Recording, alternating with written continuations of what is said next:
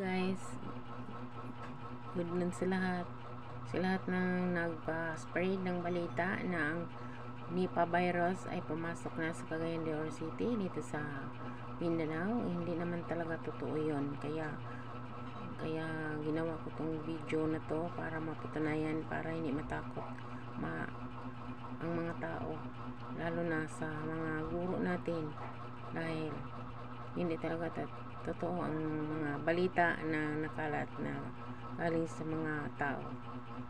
Sa news kayo maniwala, sa mga broadcasters, hindi naman sa tao. Kaya ginawa ko tong video na to para mapatunayan hindi talaga totoo na may Nipah virus sa atin. Natural lang yung mga lagnat, sipon, ubo na naramdaman ng mga tao dahil sa sobrang init.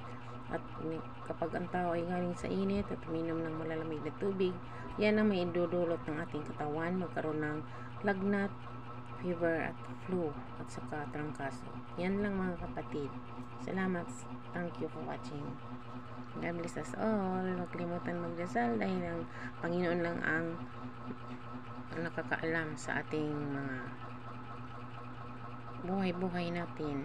Kung magtiwala ka sa ating Panginoon, siya ay nag-protect sa lahat ng mga may sakit, sa mga sakit o sa lahat ng mga calamity na darating, sa lahat ng mga sakuna na ating maralampasan natin lahat pag ikaw ay nagtiwala sa Kanya. Yun lang mga kapatid. Salamat.